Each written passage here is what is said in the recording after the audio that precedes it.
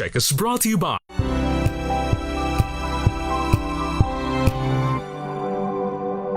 Tinesting, sinuri, siniyasan. Ang resulta, super effective ang Shield sa pagpatay ng bakterya at virus. Shield Antibacterial Soap. Believe ang mga eksperto sa Philippine Nurses Association. At si Mami, Tiwala ako sa Shield. Shield Antibacterial Soap. Napatunayang mabisa. Ang mga nurse, tiwala. Tanggaling-galing mo Smart dishwashing paste ko Pritong ulam na masebo Plano ng kaldero Tanggaling for everyday ganyan pag smart ang dishwashing paste. May double tanggaling formula. Tanggal ang sebo, tanggal ang bakterya. Bahid para walang bahid Linis fantastic sa metal at plastic Number one ko to Tanggaling-galing mo Smart dishwashing paste ACS Araw-araw, iba't ibang mga bagay na dapat pagtagumpayan. Ang subok kong partner ay MX3 Capsule. Research-based na tested and proven. Helps avoid pain discomfort. Iwas-iwas sa sakit. Kailangan lang na long-term ang pag-inom 2 capsules araw-araw. Kasabay ng proper diet and exercise. I am able to make it with the right partner. MX3, dito ako believe!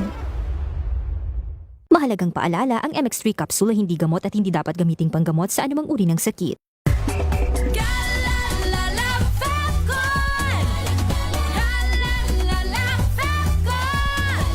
Ang bango ng sampayan Tara na magsayawan Calefabton, amoy nakaka-joyful. Sa lahat ng bagay, simula pa lang, siguraduhing max protection na. Kasi pag kulang ang proteksyon, baka madaling masira. Sa ngipin, dapat may max protection din. Max Alaga ng Unique Toothpaste. With Max Protect Formula. Help stop cavities before they start. While keeping breath fresh. Try Unique Maximum Fluoride Protection. Para Max Alaga, Max Protektado. ACS Wow, ang saya! Isang barangay na labada, puro mancha pa! Goodbye, pahinga! Mommy, isang laba lang yan sa Pride Bar Blue. May powerful stain-away enzymes na malupit sa dumit mansya. At di masakit sa kamay! Isang laban lang yan Hello, pahinga! Hello Pride for Blue ACS Ang buhay ay sasaya, basta't busog ang pamilya. Kumeya, kumeya Ibig ko sabihin masarap talaga Komea 3Q Bihon. Masarap talaga!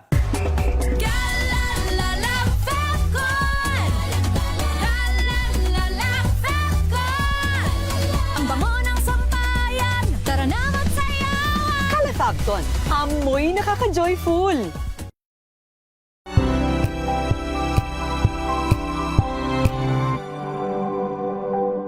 Hello, Washi! Laundry day na naman! Yay! Anong meron? Mancha ng chocolate, putik, may libag pa! Kaya natin yan! With Pride Washing Machine Detergent, may triple stain-away formula. Tanggal ang makapit, madikit, at malupit na dumit mancha. Kaya easy-easy ang labada. Mula noon hanggang ngayon! All you need is pride! All you need is pride! ACS Ang buhay ay sasaya, basta't busog ang pamilya.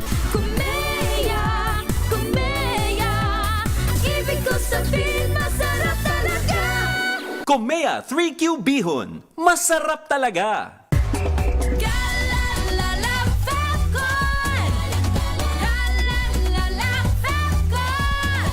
Ang bango ng sampayan Tara na magsayawan Calefabton, amoy nakaka-joyful.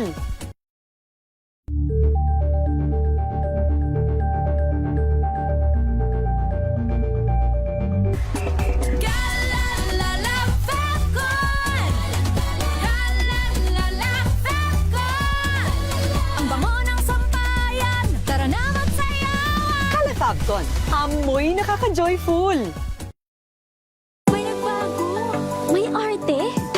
budget? Akala nyo lang yon. So solid, White Rose Papaya, wow, White Rose. White Rose Papaya, wow, White Rose. White Rose Papaya, may glow up with White Rose Papaya. White Rose Papaya. May puti power times 2 kasi may papaya at niacinamide. May shea butter and tea tree oil pa. Kutis sulit ang glow up. Glow up with White Rose Papaya. White Rose Papaya. Kutis sulit ang glow up. ACS. Galalala, Falcon. Galalala, Falcon. Ang bango ng sampayan. Tara na magsayawan. Kalafabcon, amoy nakaka-joyful. I hope that you're well mga ka-MIP. Kumusta ho kayo ngayong araw ng linggo? At kumusta ang nagdaang linggo? Maraming salamat sa mga nakatutok sa atin ngayong umaga. Nagkakape. Habang nagkakape, ayan. Samahan niyo ho ako hanggang alas 8. Nakakapagod yung yung init ng panahon. Yung parang kahit wala kang ginagawa, kapag naramdaman mo yung init, parang napapagod ka, no? Talaga namang hanggat maaari hindi mo gugustuhin lumabas sa ganyang katinding init ng panahon. Yung mga ganitong oras ay pwede pa. Hanggang anong oras ba? Alas 9 siguro, kaya pa? Pero yan, yung oras na yan, mula alas 9 hanggang hapon, hanggang bago maggabi, talaga namang napakainit. Kaya ingat-ingat ho, ha? Delikado yung ganyang katinding init. Kanina, di ba, binasa ko yung babala ng Pag-asa dun sa partikular na mga lugar na mas matindi pa yung heat index.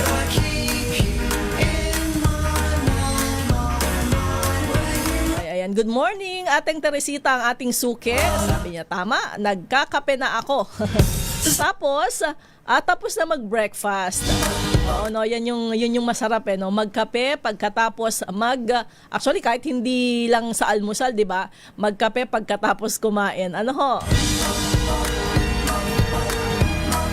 Pero ang sabi ng ng mga eksperto sa kalusugan, dapat binabawasan natin yung pag-inom ng kape kapag ganitong mainit ang panahon. Dapat daw talaga ay tubig. Okay, marami tayong mga malalaking balita nitong nakaraang linggo. Siyempre, nanguna dyan yung naging desisyon ng International Criminal Court dun sa kaso ni dating Pangulong Rodrigo Duterte na inaasahan ngang uusad na ang formal na paglilitis makaraang kumpirmahin ng Pretrial Chamber 1 ng ICC.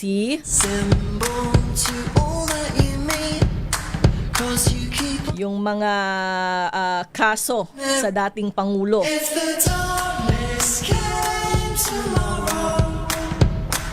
Crimes against humanity. Ayan ay nagsimula pa noong kanyang termino bilang alkalde sa Davao. Sinasabing nagpatuloy noong umupo siyang Pangulo dahil sa kanyang war on drugs. Aabangan natin ang pagsisimula ng paglilitis na yan. Bagamat ang sinasabi ay baka magsisimula yan bago matapos pa yung taon o hanggang sa unang bahagi ng susunod na taon.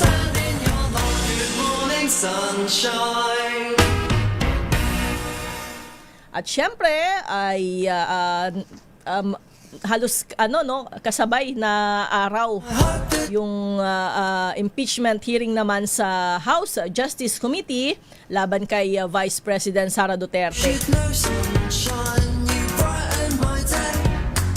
Gaya nga ng naibalita natin kanina, inaasahang tatapusin na daw ho yan sa Miyerkules, April 29. Tingnan natin kung lulusot sa komite at sa plenary sa Kamara para tuluyang maiakyat sa Senado. Abangan natin kung magkakaroon nga ba ng impeachment hearing Yan, sa Senado.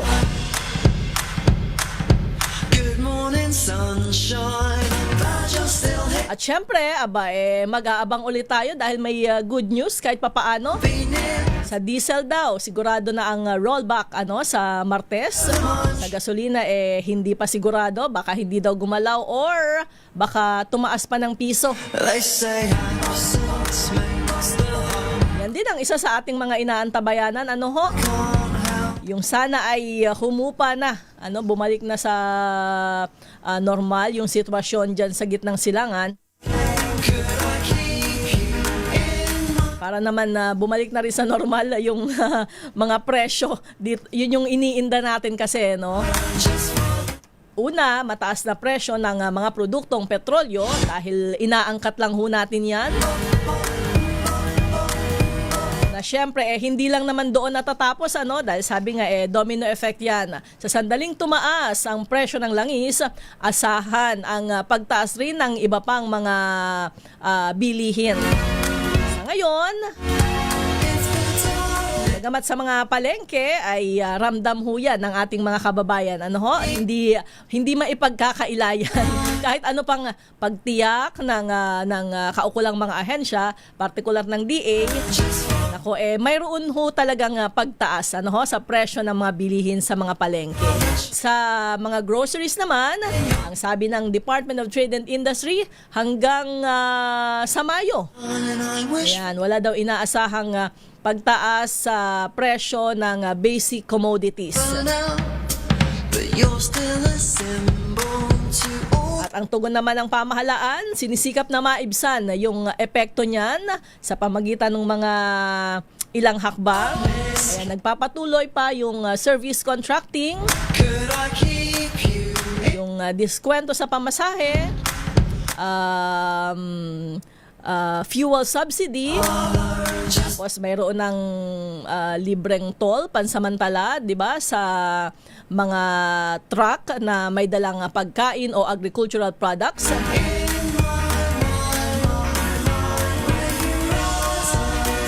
Sana nga ay hindi masyadong tumaas. Dahil kapag sinabi kong hindi daw tataas dahil sa mga hakbang na yan, siguradong marami sa ating mga kababayan ang kukontra. Lalo na doon sa mga namamalengke. Baka nga mayroon nakatutok sa ating ngayon namamalengke o sa palengke mismo.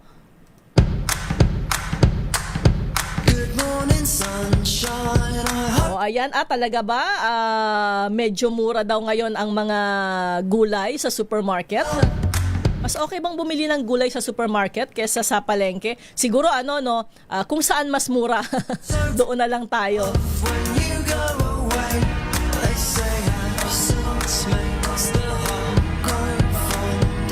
Ayan, inaabangan natin talaga kung babalik pa ba doon sa dating presyo ng diesel, gasolina at kerosene at maging yung LPG,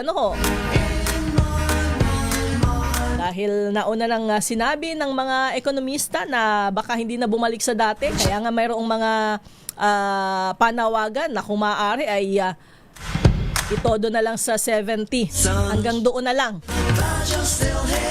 70 per liter ang presyo ng produktong petrolyo. Sa ngayon, nasa doon sa nakita ko mga nadaanan kanina, parang nasa 99 ganyan ang presyo ng diesel. Napakataas, pero ang sabi nadagdagan na ulit yung mga bumibiyahe, so medyo na-appreciate nila yung dalawang sunod na linggo na nasa 20 yung pagbaba sa presyo ng diesel. Bagamat syempre yung ating mga tsuper, lalo na ng PUVs, ay patuloy na umaangal na hindi sapat yung kanilang naiuuwi sa pamilya. Actually, ang binabanggit nga nung iba ayaw na nilang bumiyahe kasi wala na lang, parang magpapagod na lang daw sila. Wala na rin namang matitira dahil napupunta na lang sa gasolina. Okay, ayan, mamaya pag-uusapan natin dahil mayroong mga programa para sa masuportahan din ang maliliit na mga negosyo, MSMEs, sa pamagitan niya ng Small Business Corporation sa ilalim ng Department of Trade and Industry. Pilipinas ang oras, alas 7:28 ng umaga. This time.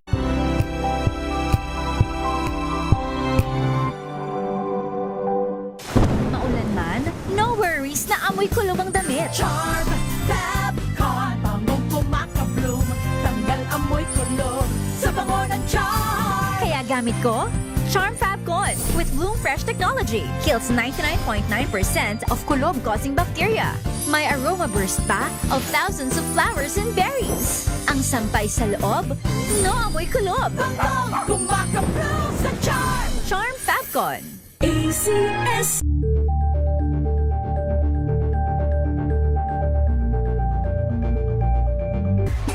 Galalala Fabcon. Galalala Fabcon. Ang bango ng sampayan. Tara na magsayawan. Calafabcon, amoy nakaka-joyful.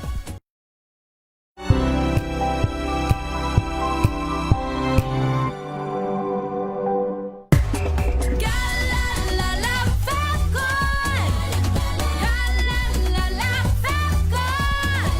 Ang bango ng sampayan. Tara na magsayawan. Calafabcon, amoy nakaka-joyful.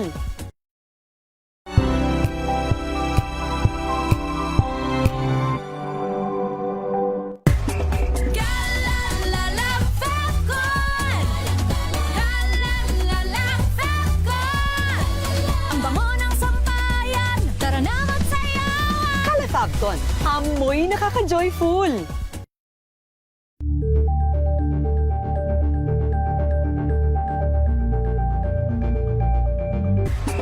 Galalala Fabcon. Galalala Fabcon. Ang bango ng sampayan. Tara na magsayawan. Calafabcon, amoy nakaka-joyful.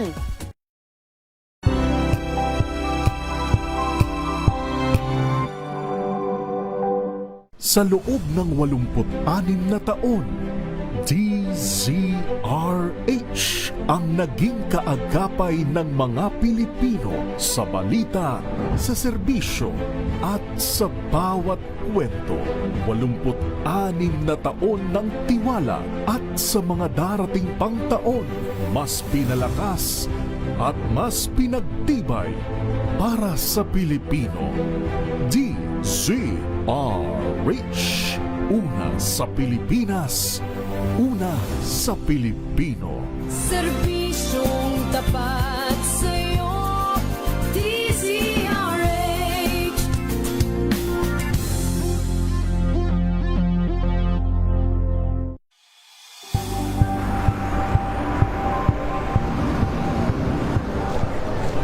Pa rin ang ating mga eksperto. Dito lang sa Expert Opinion. Ito ang Better News. TNVS.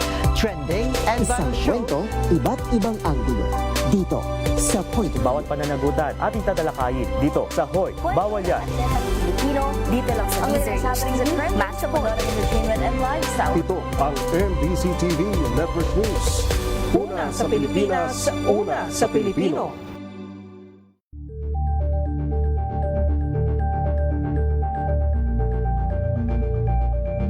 We've got you covered.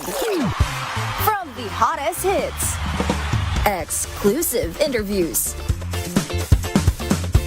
kilig to the bones fan meet experience, and hataw performances of your favorite stars. Saturdays, 12 noon, dito lang sa DZRH TV.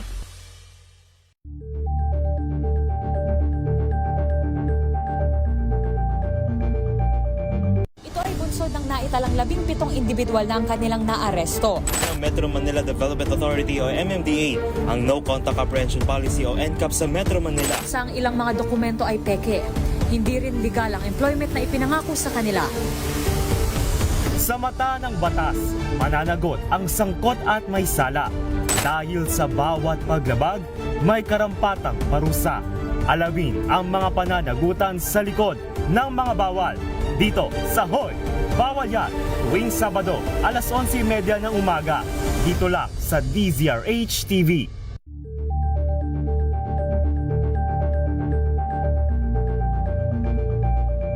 Curious ka ba sa maraming bagay? Kami na ang bahala dyan. Aalamin, tutuklasin at bibigyang linaw namin ang mga katanungang bumabagabag sa inyong isipan. Sa programa kung saan ang bawat sagot ay galing lamang sa mga eksperto. Ang Expert's Opinion, tuwing linggo 3:00 ng hapon, dito lang sa DZRH TV.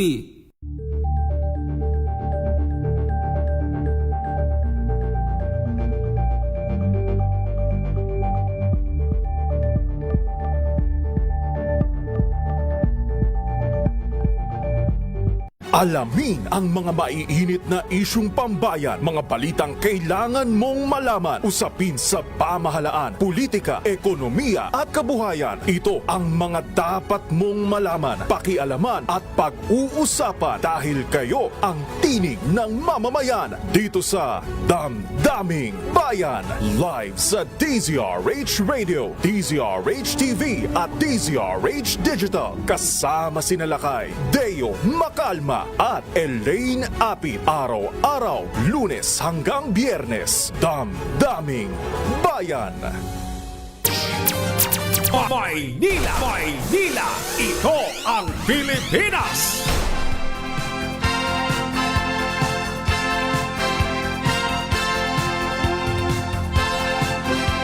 Nagbabalik po ang programang Maynila, ito ang Pilipinas, at ako pa rin ho ang inyong nakakasama, Leth Narciso. Ayan, makinig ho kayo kung kayo ay mayroong mga negosyo. Baka makatulong, lalo na dun sa mga medyo hirap sa panahon ngayon. O yan yung hindi alam nung ilan sa ating mga kababayan, kasi iniisip nila pag may negosyo ka, mapera ka.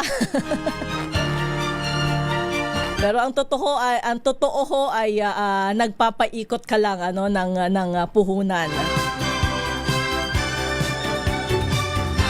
Hindi lahat ng mga negosyo ay nasa magandang katayuan sa pananalapi.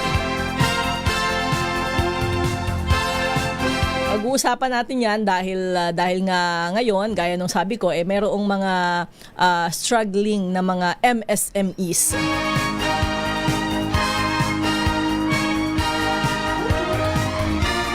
Aba, ang GSIS pala, may alok na solar panel loans para sa kanilang mga miyembro at mga pensioner. Maganda ho ito. Actually, may ilan ng mga miyembro ng GSIS ang nag-inquire sa amin. Ayan, shout out sa Sunlight Solar dyan sa Pinamalayan, Oriental Mindoro. Uy, fiesta pala kahapon. Ayan, fiesta pala dyan sa Pinamalayan. At talagang marami naman ho ang interesado, gustong mag-avail. Siyempre naman, talagang kailangan nyo lang hong mag-invest sa umpisa. Pero sinasabi ko sa inyo, mararamdaman nyo talaga yung ginhawa kapag naka-solar kayo sa bahay. Dahil minimal na lang yung, magkano na ba? Hindi ko na-check kung magkano yung mga huling bill namin sa kuryente. Pero dati kasi mga 100 plus. Lalo na kapag ganitong matindi ang init ng panahon, ang sikat ng araw, talaga namang kahit only aircon ka sa araw. Sa gabi, depende kung malaki yung battery ng inyong solar. Nasa lang yan, tamang paggamit.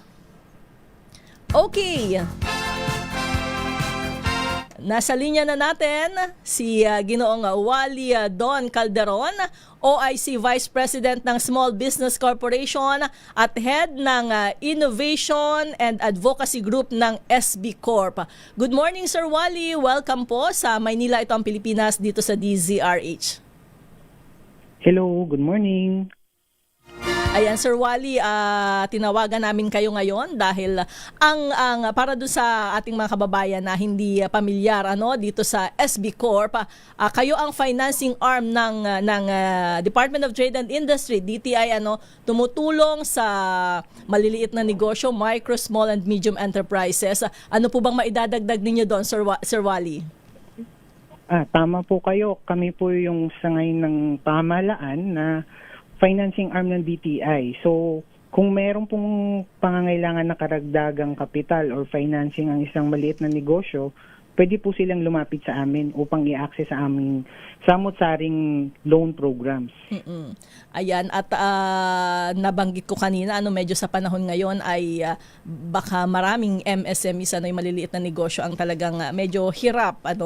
Nadagdagan po ba ang loan programs ng SB Corp o pondo nyo lang ang nadagdagan para masuportahan yung maliliit na negosyo? Pareho po. Yun po. Meron po kaming pondo na at dahil po meron naman pong available funds, nag-roll out po ang DTI SB Corp ng mga bagong programa na naka-tailor fit po sa mga pangangailangan ng iba't ibang segments po ng micro, small and medium enterprises sa bansa. Ang pinakabago pong nilaunch sa pamumuno ng aming butihing secretary, si Sec Chris Roque, last week lang po nilaunch po namin yung e-transport loan. Ano po ang e-transport loan?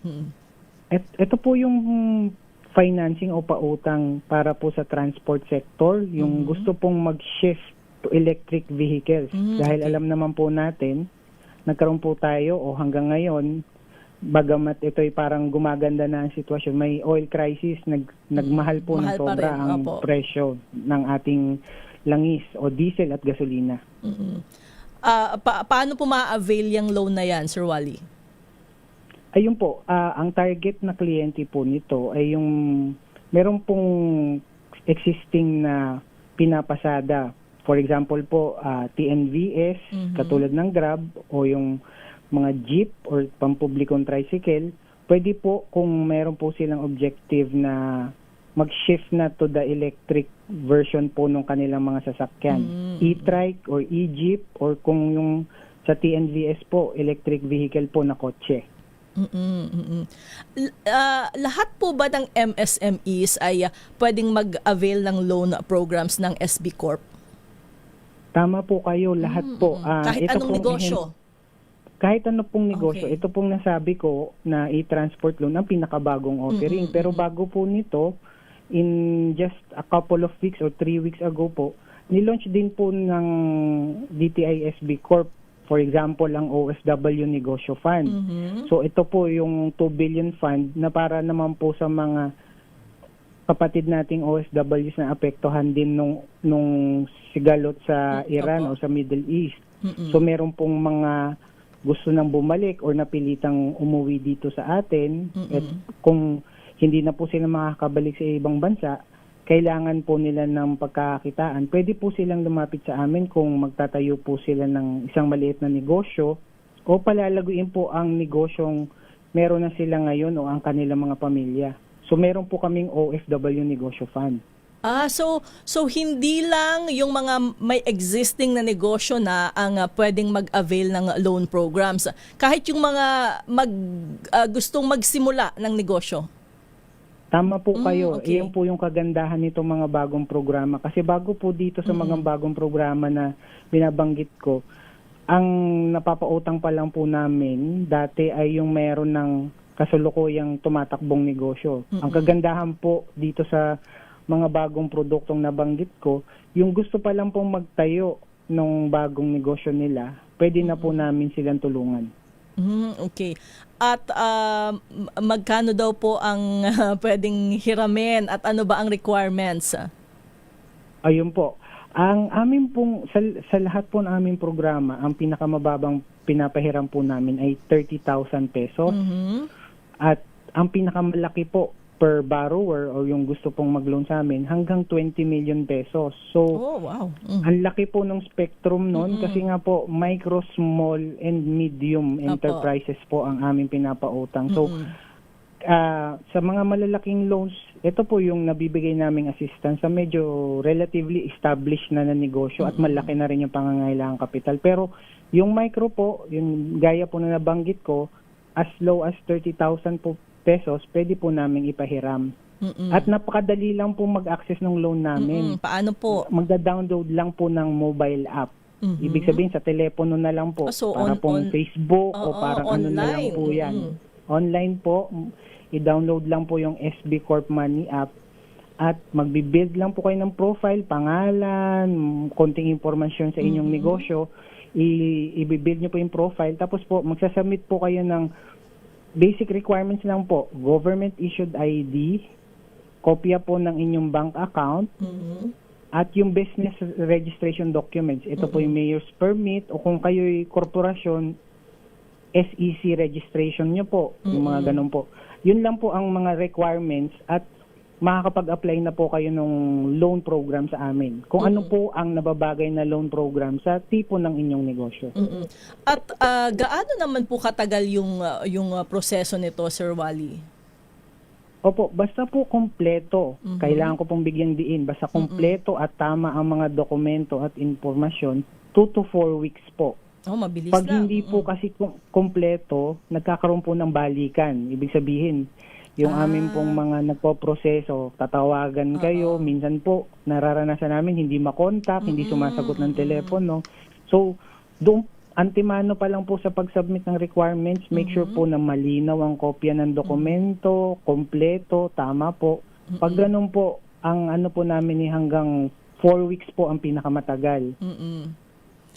Kapag ganyan po, halimbawa may kulang o may mali sa dokumento, hihingi lang kayo ng karagdagang documents or yung kulang pero hindi naman outright na mare-reject sila kasi kulang yung or may mali dun sa Tama po, meron pong chance po para po i-rectify o itama po. Whether yung kulang po ang dokumento or mali yung nasubmit na dokumento. For example, baka po expired na ang business permit na binigay. Dapat po yung current and valid po, yung mga ganun po. Meron naman pong chance na i-correct yun, magbigay ng tama. Opo. Sir Wally, marami bang nag-apply ng loan ngayon nitong nagkaroon ng krisis sa Middle East? Marami po. Tumaas Kasi nga po, ito pong nabanggit kong mga bagong produkto at dahil po sa pamumuno ng DTI Secretary namin, napopromote po ng husto. At nagpapasalamat po kami sa pag-imbita sa inyong programa na nabibigyan po rin kami ng oportunidad na lalo pang ipakalat yung impormasyon na may mga bago kaming programa. Ang dami po. Doon po sa tanong nyo ng processing time. Yung sinabi ko po 4 weeks. Ang ina-anticipate ko po, baka po madagdagan kung aminado po kami. Medyo dumami, more than triple or quadruple po yung volume po ng applications namin dahil po dito sa aming mga bagong produkto.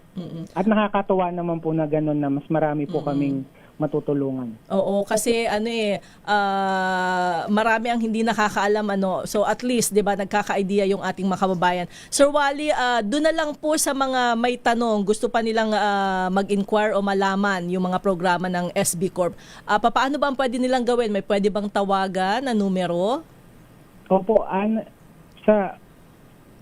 nasa website po namin ang aming communication channels, www.sbcorp.gov.ph. Meron din po kaming Facebook page. Paki-follow and like po para po updated kayo sa lahat ng mga programs and yung kung ano man po ang aming pwedeng itulong sa mga MSMEs.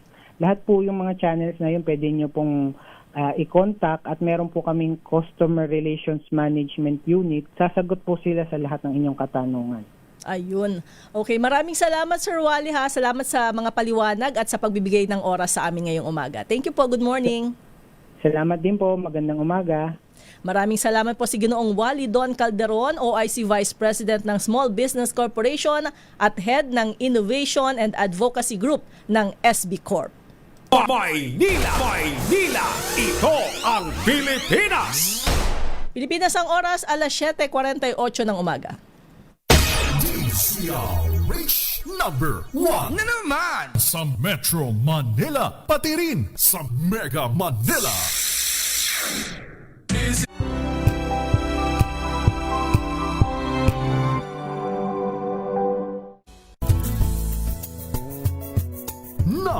buwan na naman ang inyong DZRH sa latest survey ng Kantar Media na inilabas nitong January 2026. Hindi lang sa Metro Manila, kundi pati rin sa Mega Manila. Patunay na DZRH lang ang inyong tunay at totoong pinagkakatiwalaan. Taos-puso po kaming nagpapasalamat sa inyong patuloy na pagtitiwala dahil ang DZRH una sa Pilipinas, una sa Pilipino. Saan ka man sa mundo, tayo Pilipino. Maagang balitaan, maagang usapan sa mga issue at balita. Kasama si Kuya Angelo Palmones sa Magandang Umaga Pilipinas. Mula Lunes hanggang Biyernes.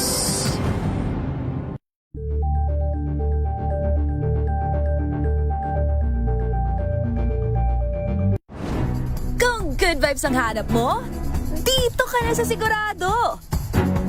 Mula sa mga istoryang nagbibigay ng inspirasyon hanggang sa mga kwentong may dalang solusyon. Mga balitang pampagaan ang pakiramdam at pampaganda ng araw. Hindi lang ba sa good news, kundi the better news. Mula Lunes hanggang Biyernes, 1:00 ng tanghali sa DZRH TV.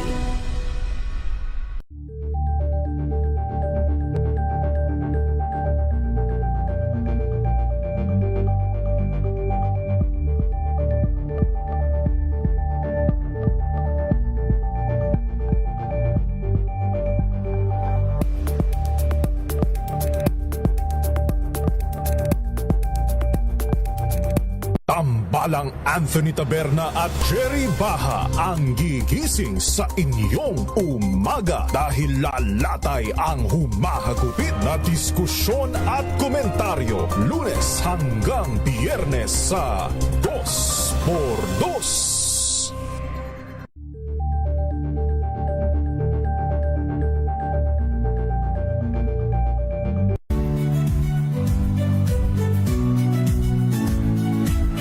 Magandang araw mga kaibigan. Ito po ang inyong balerina ng bayan, si Lisa Makuha Elizalde, na nag-aanyaya sa inyong samahan kami at ang aming mga espesyal na panauhin para sa kalahating oras ng masayang kwentuhan sa aming programang Art to Art, kung saan ang usapang sining at kultura ay para sa lahat.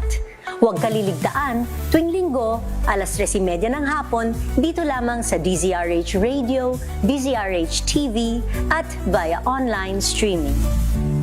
Birthday kay Conde Batak ng DZXL. Shout out sa kabubukas lang na Cafe Anita dyan sa BF Resort Village sa Las Piñas. The best ho ang kanilang Sans Rival. Congratulations, Jing! At muli inaanyayahan ang mga nagtapos sa Katiningan Elementary School, Socorro Oriental, Mindoro sa Sabado na ho, May 2, ang ating Grand Alumni Homecoming. Magkita-kita po tayo dyan at balikan ang masasayang alaala para sa 100 taon ng pagkakaisa. Balik tanaw, balik paaralan, balik Katiningan. Curious ako dun sa mga kwentuhan kapag alumni homecoming reunion ng elementary school. Kasi kadalasan ang naririnig natin high school, 'di ba? Eh syempre, tandang-tanda pa natin yung mga ganap diyan. Kasi yan yung mga panahong may mga crush na Pero yung elementary, iniisip ko kung anong mga pagkukwentuhan, malamang garden. Gardening. Ano bang mga tanim dun sa garden nyo? Noong nasa elementary kayo. Mga gulayan. Mga anong gulay ba ang naiuwi mo sa bahay ninyo,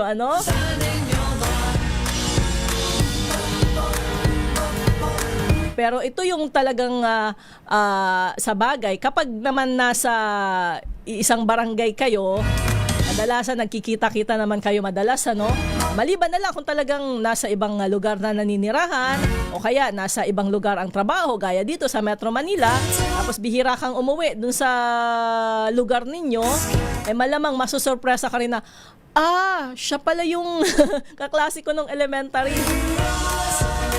Ito na pala siya ngayon. At teka, silipin natin yung mga bago ko pasadahan ang inyong mga mensahe. Yung mga naka-special non-working days sa iba't ibang mga bayan. Ngayon ay April 26 na. So, eto yung mga bago. May 2 na. Ayan, May 2 sa bayan ng Bawan, Batangas para sa kanilang Sublian Festival. Sa May 4 sa municipality ng Taytay sa lalawigan ng Palawan. Pasinggatan Festival. Okay, yan na muna ha. Next Sunday na yung iba. Total sa susunod na linggo pa rin yung ibang mga special non-working day na hinihintay ng ating mga kababayan.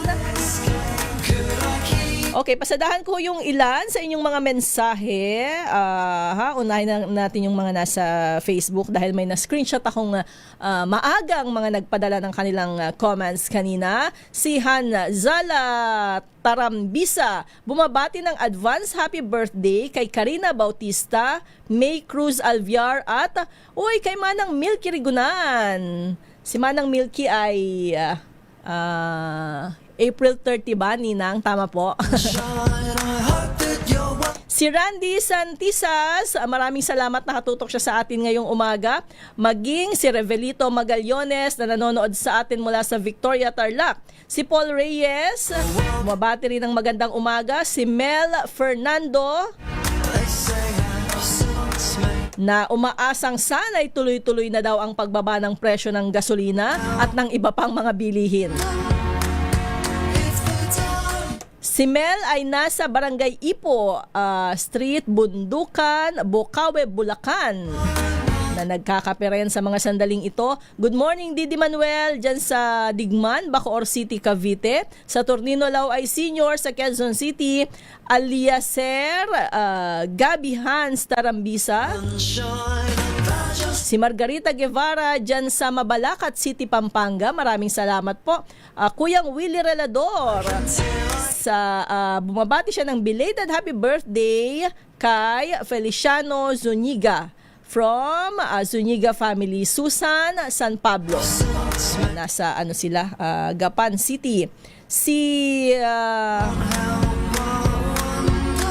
Henry Escalante Dolohan na nanonood sa atin mula dyan sa Botolan, Zambales. Maraming salamat po.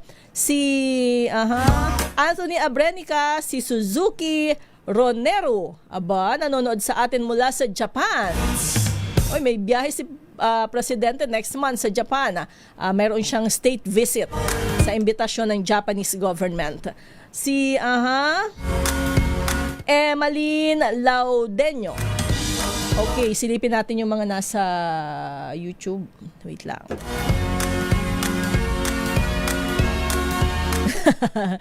Nag-agree si Bentong. Elementary gardening. Corn, munggo. Tama, naalala ko yung munggo. Yung mais parang hindi kaya dun sa mga garden namin sa Katiningan Elementary School. Maliit lang Pecha, yes. Kamote, kaya lang, malapit na summer pag nag-gardening kami. Kaya si Manong Janitor ang maraming harvest dahil close na school. At least nakatulong kayo kay Manong Janitor, di ba? Total si Manong Janitor naman naglilinis ng mga kalat nyo doon sa school. Si Ateng Teresita, ayan, di ba? Dami lumabas. Nung time namin, walang gardening ang girls. Home economics lang ang meron kami. Kung may gardening, natuto sana akong magtanim. Kung walang gardening, ano pa bang ginawa namin sa home economics? Natuto akong magtahi. Marunong ko akong magtahi. Yung mga yung mga basic lang. Mga natastas, 'di ba? Yung natastas ang yung tahi, kung natastas 'yon, pwede mong tahiin kasi marunong ka. Maupay nga aga, Melvin Letrodo. Ayan, sabi ni Ating Teresita, yung anak niya nahirapan sa mga kiosk niya, hindi na rin matulungan mula ng okay. Ayan, nag-close na. Naku, sayang naman ano. Si Izuki sabi niya, wala man lang para sa mga middle class na low income.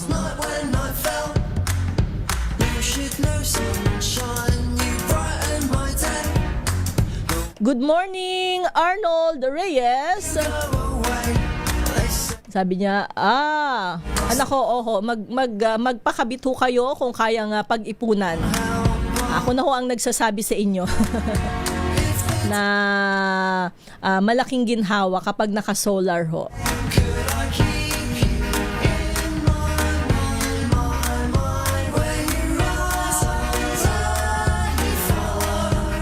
Ano to?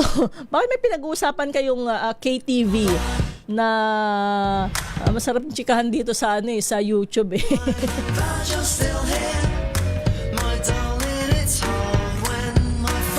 Ay, wag na silang bumiyahe.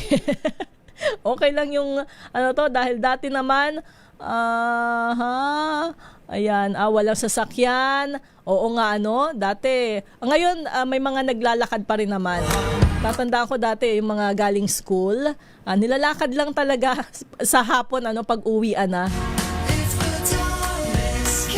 Okay, nako, inabot na ho ako ng oras. Maraming salamat maraming salamat sa pagsama sa akin at syempre lalo na dun sa mga nagpadala pa ng kanilang mga mensahe. Muli, ingat-ingat ho tayo at ngayon naman ay linggo, marami ang magsisimba. Isama ho natin sa Dasalang Pilipinas ang mga namumuno sa Pilipinas. At syempre, ayan, world peace na rin. Maraming salamat, ingat-ingat po kayo. Ako si Leth Narciso at susunod na si Manang Milky Rigunan sa mga isyong pambayan. Pilipinas ang oras, 8:00 ng umaga. This time check.